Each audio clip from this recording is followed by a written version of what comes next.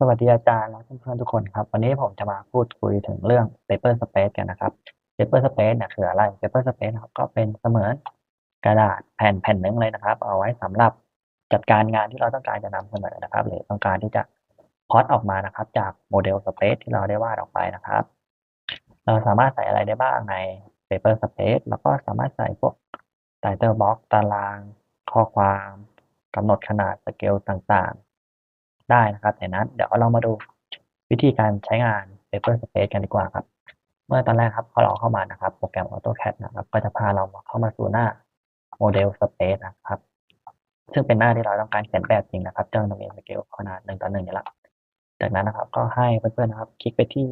Layout นะครับจุดแถบล่างนะครับไม่ว่าจะเป็น Layout 1 Layout 2 Layout 3ก็ได้นะครับแล้วผมคลิก Layout 1ก่อนแล้วมันก็จะปรากฏหน้านี้ขึ้นมาเลยนะครับก็จะเป็นหน้าที่เรา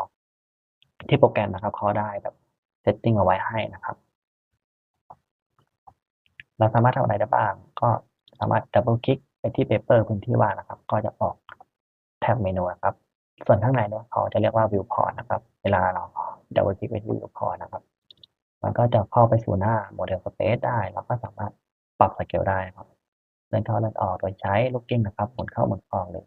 ถ้าอยากซ้ายขวาเดี๋ยวคลิกเข้าที่ลูกกิ้งนะครับโอเคหรือถ้าใครไม่ถนัดนะครับก็จะมาปรับที่หน้าสเกลตรงนี้ได้นะครับที่แถบสเกล Viewport นะครับแล้วก็ปรับได้ครับเป็น8:1หรือเป็นเท่าไหร่ก็ได้นะครับตามความเหมาะสมนะครับสามารถปิดกริดลายได้ทำอะไรได้หลายอย่างนะครับแล้วทีนี้ที่โปรแกรมมันเซตติ้งออกมาให้เนี่ยเราไม่ถูกใจนะครับเราสามารถปรับกำหนดขนาดของมันเองได้นะครับแต่ผมขออนุญาตลบออกก่อนครับมันจะปิดไปครับลบทิ้งไปเลยจากนั้นให้เพื่อนๆนะครับไปคลิกที่ Layout นะครับที่แท็บเมนูบาร์ Layout จากนั้นกด Rectangular เลยแล้วก็วาดชิ้นงานที่เราจะต้องพื้นที่ที่เราต้องการให้ชิ้นงานมันอยู่นะครับก็ประมาณนี้โอเคผมดับเบิลคลิกไปที่ Viewport ทำอะไรได้บ้างก็ปิดกริดลายออกไปสามารถเขียนอะไรเพิ่มเติมได้จากนั้นนะครับกรณีงานที่เราต้องการงานที่มันแบบหลากหลายมุมมองเราจะทำยังไงขออนุญาตไปคลิก Layout 2ครับสังเกตว่า Layout นี้ก็จะมีทั้ง Top View Isometric นะครับตามความเหมาะสมของชิ้นงานนะครับเดี๋ยวผมขออนุญาตลบแล้วก็ทำเพิ่มดูเลยนะครับก็ทำไงก็ไปคลิกที่ Layout เหมือนเดิมครับกดที่ Rectangular จากนั้นก็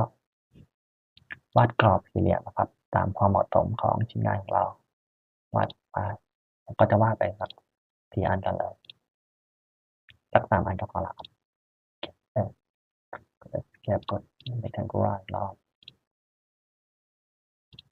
จากนั้นเราจะได้วิวทั้งหมดอยู่ที่3วิววิวพอร์ตนะครับคลิกที่วิวพอร์ตแรกครับก็สามารถลบกริดลายได้เหมือนเดิมเราจะสังเกตเห็นแท็บตรงนี้นะครับที่จะเป็น 2D แปลบวกลบอะไรกดท็อปมันก็จะมีหลากหลายมุมมองนะครับให้เราเลือกนะครับตามความต้องการของเราผมจะเปลี่ยนวิวพอร์ตที่2ครับเป็น isometric ครับก็จะได้ประมาณนี้นะครับการเปลี่ยนมุมมองกริดโอเคอันนี้ผมก็จะเปลี่ยนเป็น W ดูครับก็ประมาณนี้ครับสำหรับใครที่ต้องการให้มันให้งานของเรานะครับมีหลากหลายมุมมองและทีนี้เราทำอะไรได้อีกเราก็สามารถให้ขนาด Dimension เพิ่มเติมได้นะครับจากส่วนที่ยังไม่ได้ให้ในโมเดล Space สามารถวาดลายวาด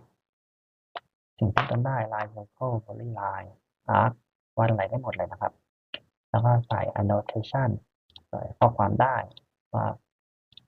สมบัตินี้มันเป็นยังไงใส่ชื่อเราก็ได้